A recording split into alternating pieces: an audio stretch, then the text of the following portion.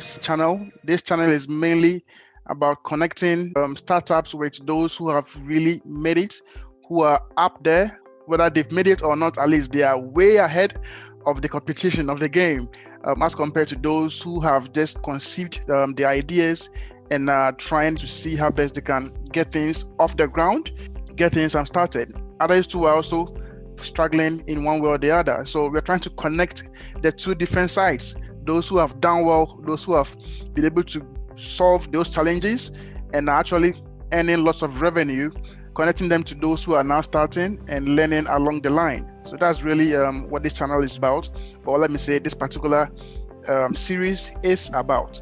So we have here with us Pearl Kitcher, who has started this beautiful company that produces chocolate in Ghana called ChocolArt Haus. So Pearl, your audience, Pearl. Thank you very much, Sylvester. Thank you so much. Yeah, you're welcome. All right, so I'm sure the first question on everyone's mind is, who is Pearl? Okay, so my name is Pearl Kitcher. I am a scientist. I started by pursuing biochemistry at KNUST in Ghana, and also did my master's in public health nutrition from the University of Chester in the UK. And currently I'm in Ghana practicing as a licensed nutritionist. I started ChocolArt Haus in Ghana, and the aim was to help in adding value to locally made Ghanaian chocolate. So that's just a bit about me and what I've ventured into. Wow. Well, that's nice, but I feel you didn't give us the gist of how you started, your school and how you were able to, switch to producing chocolate. So if you don't mind, are you able to tell us a bit of your academic background, how you started, something to actually resonate well with anyone within and along the journey, the path. There are people out there who I know are now entering into school. Some have just completed school. They are waiting for their certificate. You have people like in different stages, and I'm sure someone somewhere is listening to this and is wondering, okay, so how can I also do something? How can I start some business? So learning biochemistry as a scientist taught me how to answer questions like what, why, how, and these are very essential in problem solving. So these skills helped me to venture into entrepreneurship. And like I said, I took part in challenges that taught me skills to be able to start a business. So that's what helped me to be able to start ChocolArt and to continue running it. I participated in a business challenge with GIZ and British Council. And out of that training, we were shortlisted to the first 4,000 and then shortlisted to 400 and then later shortlisted to 100. And wow. I happened to the final 100. So that was a motivating factor that helped me decide to venture into the business. Yeah, nice one. Okay, so what secondary school did you attend? Okay, so I attended St. Mary's Secondary School. St. Mary's. It's in Ghana, Accra, yes. It's in Polygonal. And I studied science. So that's what I did for my high school. Okay. After high school, where else did you go? Give us the story, because people are itchy, they want to learn and know all about you, so they can at least relate. So after my high school, so Mary's girls in the building. Yeah. So after St. Mary's, I went to KNUST. Where I learned biochemistry, which we call a fascinating career. It's really fascinating.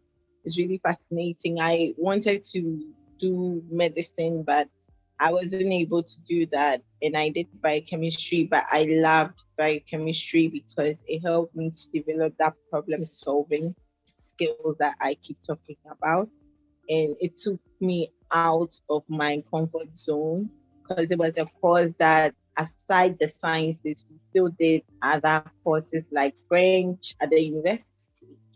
We did economics, we did management, we learned to write business plans and everything. So even though it was pure science, they incorporated that liberal aspects that helped us to develop other skills aside the science. That was very helpful for me. So when I finished, I did my national service and then I applied for schools. And then I went to University of Chester in the UK. And while I was in Chester, I was able to sign up for entrepreneurial programs, which they call venture. And do those venture programs, I was able to learn the basics of entrepreneurship. And so when I came back to Ghana and the challenge started with the British Council in GIZ, I jumped onto it and eventually got to the final stage. So that was a motivating factor for me to be able to venture into the field that I wanted to venture into. So that's just a bit about my educational background and the skills I gathered along the way. Oh, okay. That's nice. That's very, very motivating. Thank you so much for sharing this with us. Yeah, I really appreciate. And having mentioned that, I'm sure there's something in there that's needs fishing, you know. And I'm referring here to your inspiration, your motivation. I'm sure along the journey, having gone through these different like stages, environments, you've had lots of things popping up. You've seen lots of things. You've had different experience from different backgrounds, environments, different cultures. But out of all, why chocolate? Why chocolate? What's the inspiration? I like your question. So I had the opportunity to visit Brussels, Belgium in 2017. And I visited their chocolate museum, and I just loved how I could see chocolate all over, cocoa value being added, and the concept was very beautiful. Seeing people from all walks of life going there to buy and everything. So that was just a bit about the process of making chocolate for me. And because Ghana is one of the top exporters of this cocoa, I thought to myself that what can we do to add value to this staple locally in Ghana to help the youth and also to create jobs. So that was one of the motivating factors for me. Yes. Okay, okay, that's nice. So I'm guessing that the process of making chocolate is quite complex. So how are you Yeah, but managing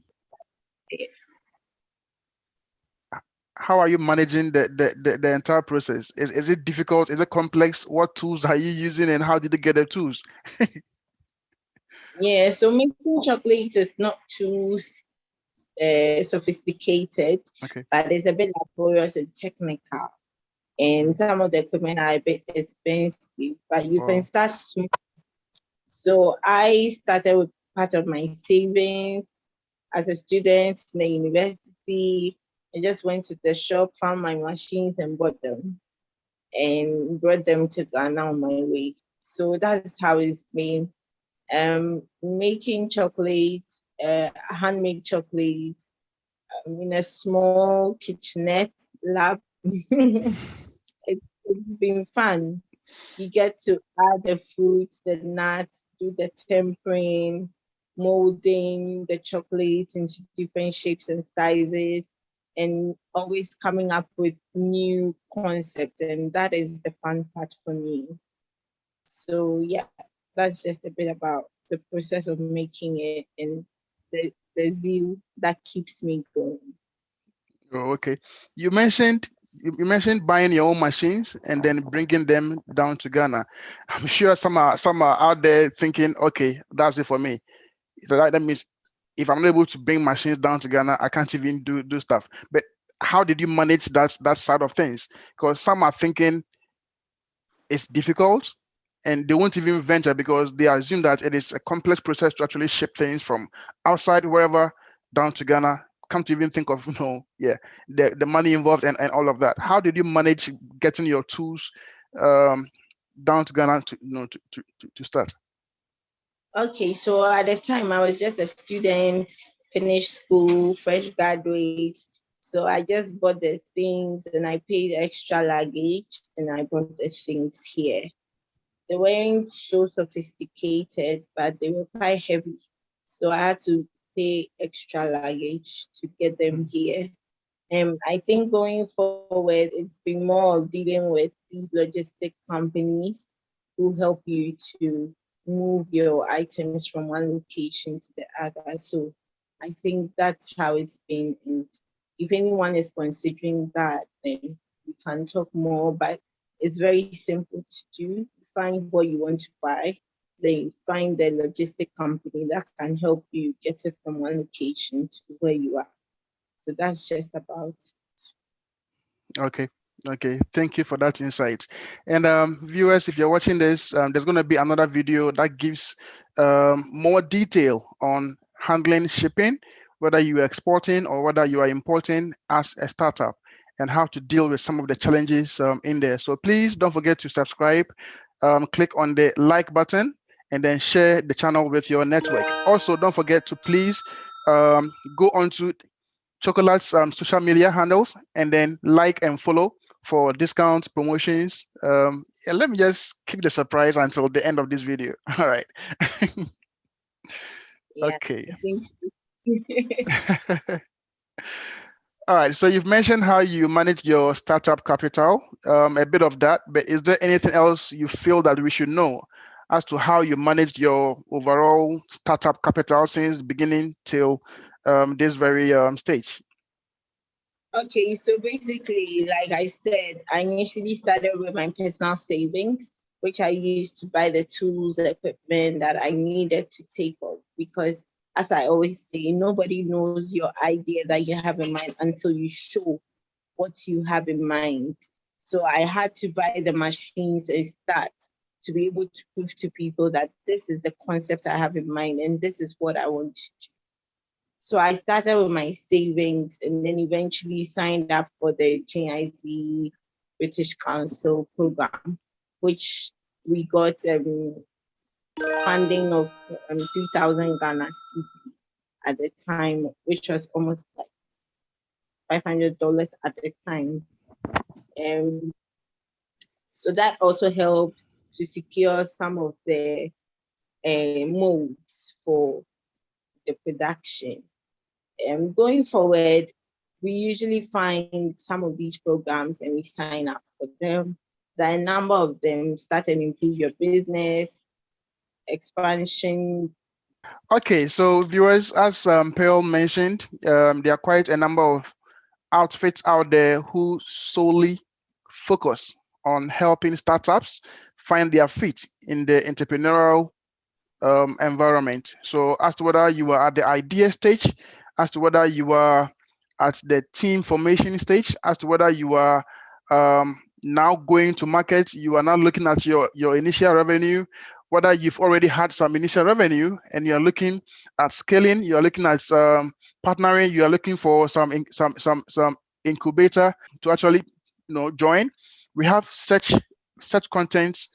Please check the description. You see a link to some of these sources for you to actually apply if you are interested. Also, there will be another video dedicated to this content that's discussing where to find support and how to actually apply to these platforms to be able to get the attention that you need and what lessons to actually look out for. All right, so let's kindly go on. Thank you, Pearl, for giving us that insight. We really appreciate. Something that we'll come back to. Let me first ask you this equally important question. So all said and done, how did you get your first 10 to 15 customers? Great, nice. So I remember that we were doing the challenge and we had reached the incubation stage. You needed to do proof of concept. You needed to test the market. So I just had to find some of these fairs and programs where we could mount stands and try to sell, and also get people to taste the product. So that's how we got our customers. Some have been recurring, and now through social media, we are also able to get more customers coming on board. So that's how it's been so far. Okay. So if you don't mind sharing this as well, overall, how long would you say it took you to get your initial revenue? Well, so in the first few months, it wasn't like making profit. No, you actually make some losses because you're buying things, and then eventually you begin to break even before you start making profit. So we had to go through all those stages. And at the beginning, when you are trying out your product, like your minimum viable product, you're not looking at making money. Sometimes you really lose. You go for a fair and people are not willing to pay, you have to let them taste it, most of it for free, or you reduce the price completely so that people will taste it. And it's completely fine, because at the beginning of it, you're not aiming at making profit. No, you're aiming at seeing what people think about your product, what feedback they have regarding your product, and how best you can improve. And that product market fit comes in, because at the end of the day, you make a product and people think that's not what they want, but they want something else. So when you try out there, you are able to tell what the people really want, and then you are able to say that, okay, let me research more and develop new products in the area that the people are interested in. So that is how it all started, and that's how it's going. For ChocolArt, we initially had just the truffles in mind, but eventually, based on feedback, we started the artisanal chocolate bars as well. So that's how it's been for us. Okay. So some lesson which I somehow sense is hidden in your messages. Don't sit back in your corner thinking you are doing all the work, refining everything, and by the time you are done, everyone will just love your product. No, it doesn't work that way. You must work with your potential customer, get to find out what they want, and then along the line, they will tell you exactly what they need, and then you then produce that for them. Is that the message? Exactly. Exactly. Okay. Okay. All right. Nice one. Thank you so much. So another question, which is coming up from some of our subscribers, is: do you have partners? Or are you solo? Like, did you start all by yourself, or you have co-founders? hmm So when I started, it was a sole proprietorship, and it's still so. I eventually will move to where partners come in. When I started, it was all about the idea I had in mind and how to bring it out. So I started with myself, and then started with a small team of four, which they help me with production. When we have a program, we go and do the exhibitions and everything. They've been really helpful. Thumbs up to all that have helped us grow to this stage. Thank you so much. If I start mentioning names, I won't finish because there are so many. Yeah. There are so many. Prince Kelly, Irama, all those people, Amma, Champon, Seth Kone, lots of people, Aaron Kwache, all these people have been really helpful. And the list goes on and on. Pardon me if I haven't mentioned your name, but a number of people believing in the dream that, because that has brought the company to where it is now. Okay. Okay. So it's good to know. But one more question around finding co-founders.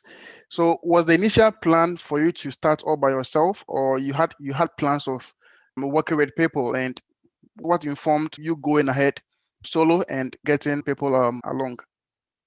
Yeah, so initially, yes, it was all about this idea I have that I really wanted to do you start and you realize that, see, you need hands. You need hands with regards to marketing. You need hands with regards to moving the thing from one place to the other, delivery, design. You need hands. So based on the gaps I was identifying, then I'll find people within my network who have the skill to fill that gap.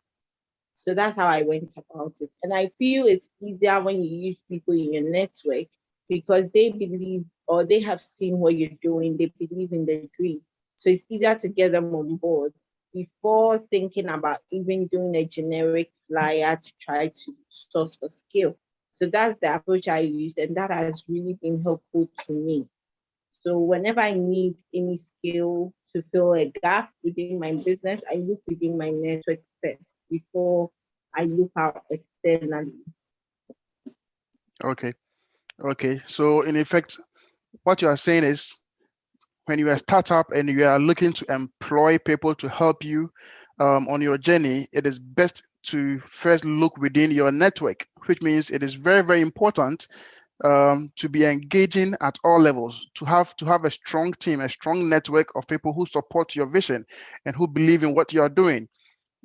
Yes. Is that okay? Yes. Okay. People that are motivated by the vision and the dream, not just about the remuneration that comes along with it. They are people that would go the extra mile to help you to actually accomplish the goals that the business wants to see. Because at the end of the day, remuneration comes in later on when you're actually producing and making revenue. So you need people who believe in the dream, who will stick with you through the hard times and still be there for you when the times are good. So that's how it's been. Nice one. So viewers, you've heard it from someone within the industry who is actually practicing as an entrepreneur and is living by example. So this advice doesn't come from some textbook that you'd say you don't really relate to or it's probably not true. You know, it's actually true on the ground. You need to actually build good connections if you really want to succeed in any business enterprise that you find yourself in. And of course, the marketing gurus will tell you that sales, customer care is all about engagement and getting repeat customers, increasing your revenue through sales. It's a lot depends on how well you engage with your customers and also your internal customers. That is your employees, and that's what Pearl has just mentioned. Are you open to funding? Are you looking for investors? Yes, any day, anytime, I'm open to funding, investment, people that are willing to bring constructive feedback, people that are willing to guide the business at every stage. We are open to all that because I believe that even aside monetary funding, there's different forms of support. Somebody liking the page on IG, just following, it's all kinds of support, and we are very open to that because that is what helps the business to grow. Okay. All right. So that said, we've mentioned quite a lot about your journey, but we haven't really said much about the products that ChocolArt actually produces. How many product lines do you have? Are there any services that you render as part of your product delivery? Okay, so we make handmade chocolate truffles, like I said earlier.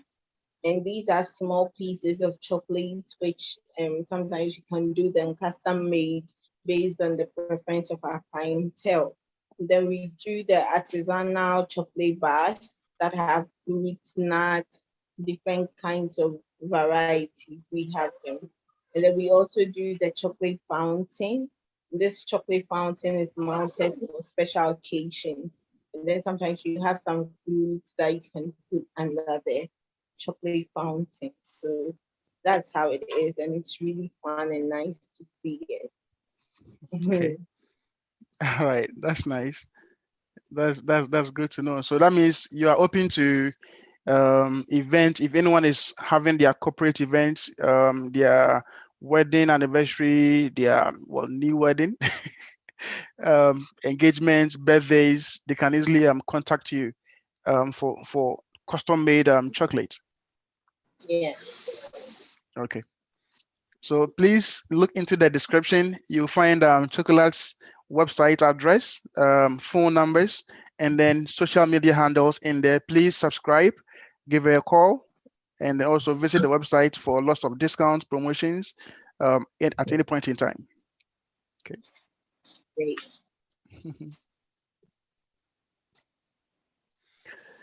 So if anyone wants to learn how to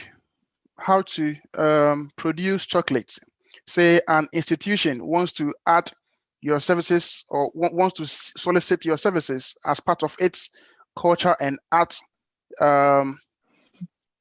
educational content, or perhaps maybe they are teaching some skills and then they want you to be a part of their program, can they contact you? Do you offer such a service? Do you train people?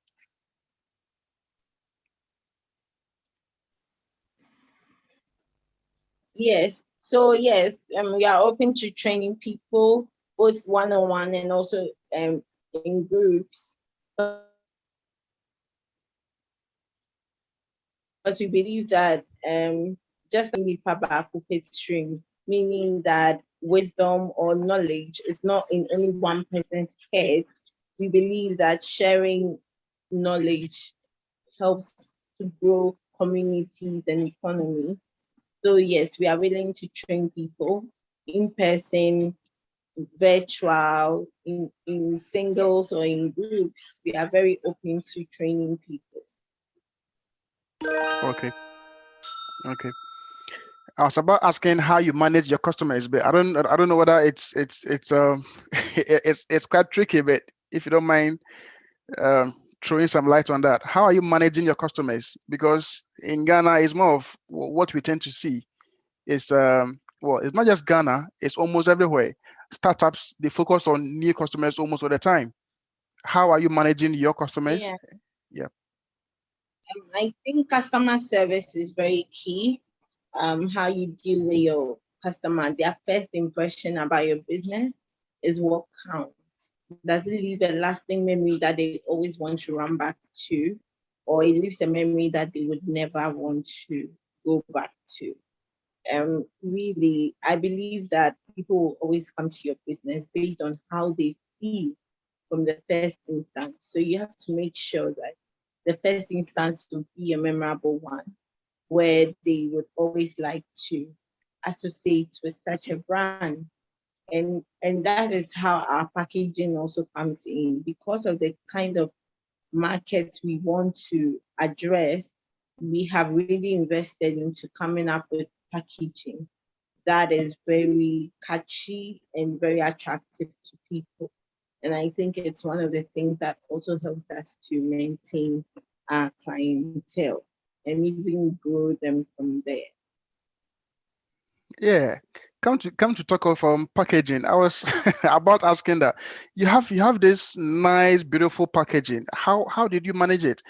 I'm sure most out there, most startups out there might be wondering where to even go to get good design, good physical production of packaging for their products. So how did you manage yours? Yes. So basically, I know that when it comes to packaging, people, because the first thing people see of a product is the packaging. Before you even taste the product, use the product, is the packaging first. And I know that there's a lot of talent in Ghana. So I engaged with designers, sat with some, designed it, said, okay, this is the concept I want to see. This is how we go about it. They came up with a number of designs and we had to choose which one worked. So basically that has been it. And a lot of effort has gone into coming up with the packaging we have currently. We are still working on coming up with better packaging. I believe that it's always been a process of learning, relearning, unlearning, and continual learning. So that's just what we keep doing. And our packaging keeps evolving from one level to the next. Okay. All right. Nice one. Nice one. So overall, what would you say has been your challenges that you've experienced since you started up to this current day, and how did you manage them? Okay, so like I keep saying, every business at the beginning and even as it grows faces one level of challenge and another as it grows. And whenever you get to the challenge, that's why you're an entrepreneur. You have to find out ways to be able to overcome that. So growing the business has not been easy, but we've grown from one stage to the other, finding ways. How do you register? Get there, you overcome that hurdle, then continue. What do I need to do next? What do I need to do next? So that's how it's been. And like I said, some of these incubators have been really helpful and in helping us address some of these challenges. So that is how we've been. Okay, nice one. Thank you so much. So I believe you heard what Pearl said. Start small, stay focused, use your network. Challenges can be solved. You aren't the only one who has actually been through that or going through that. Learn from the best. Where you fall short, get the service or the expertise of someone who knows better than you to actually help you solve that challenge. Work as a team, and always put your customer first, no matter what. Set them with what they need, not what you think they need. So there's a lot of content in here that will help startups. I have learned quite a lot from you, Pearl, and I believe there's a lot that's others have also picked up from this conversation. But before we wrap up, how do we access your product? Okay, so basically you can access the product from the Instagram page, which is ChocolArt Haus, and I'm sure you share the link in the comment section so you'll get to see it. And also people check the Facebook page, which is also there, ChocolArt, and people call to place orders, and eventually they are trying to expand our production hub. And when we do that, we'll start stocking shops, supermarkets, and we see ChocolArt all over the place. So that's just a bit about what we do and how you can order. Okay, all right, nice one. Having mentioned production house, now if any investor is interested to work with you, to sponsor you, to fund your startup, I'm sure there's some questions that they might want to ask. One is, for instance, what's your production capacity? How many chocolates are you able to produce on a daily basis or say on a weekly basis? If you don't mind throwing some light on that. Okay, so basically with the manual capacity that we have, I remember we had a fair and we had to produce about 200 truffles in one day, which we were able to do, but we were really, really, really tired and knackered. We were really tired. So I think going forward, to be able to meet demand, especially trying to move from individual orders to corporate orders, the plan is to automate most of our processes so that it will make production easy, so that what we can do in a week manually, we will be able to do that in a day. So that will help us to produce more and grow the business so that we can create more jobs for young people in Ghana. Okay. All right, good. Thank you so much. One last thing, do you deliver your products? If someone should place an order, say from the US or say from the UK, and then they want to actually buy quite a lot of your product, how do they go about it? Please, can you come again with your question? I was just asking if someone from Nigeria, from South Africa, from the UK or US is looking at expressing interest in your product and then hoping to buy in bulk, are you able to produce to meet their demands? Okay, so basically, currently we do a lot of local deliveries with third-party delivery companies, and I think eventually when orders come internationally, we'll engage international courier companies as well. So that shouldn't be a problem. will be willing to deliver anywhere on the globe. So yes, keep your orders coming and get in touch. Okay. Okay. All right. Thank you. Thank you so much, Pearl. It's been wonderful having you. Is there any question you'd want to ask me? It's been one way. Well, so what are you looking to doing with other startups aside featuring their businesses in this? I think this is a very good initiative, and I think you should keep it up. But my question is that what else are you looking at doing with these businesses after the first interview? Are there any more plans for businesses, or what is it? Share the vision a bit more. Yeah. So the plan is to try and then touch base again with the startups that we interview, try and then connect them with other startups where we see lots of complementary benefits coming in there. We try and then partner up and do that introduction, well, through this video, of course, and also other networks that we have. So it's not all about just having you come and then we record and then we just upload onto YouTube. We are trying to build a network for ourselves, because there's a lot that we can do together. As you rightly said, teamwork goes a long way. Once you engage, others get to see what you're doing, and once they buy into your vision, they're able to help you along your journey. It's not all about money. Someone can even support you with some resources other than physical cash. So that's actually what this whole channel, this whole network is about, to connect ourselves and then help each other grow. Also, what we plan on doing is that for every interview that we have, or every connection that we have with any startup, we try and then get back to you again, maybe after every quarter, or say biannually, to see where you are, and also whether there's any update in your development journey that others would want to know. If there's anything that's has changed, has happened, in any progress, any growth, maybe you would have won some serious funding in your startup, and then you can share with us how you managed the whole process and how you actually growing, scaling. Just keep people motivated that yes, they can do it, and they better start now and stop procrastinating.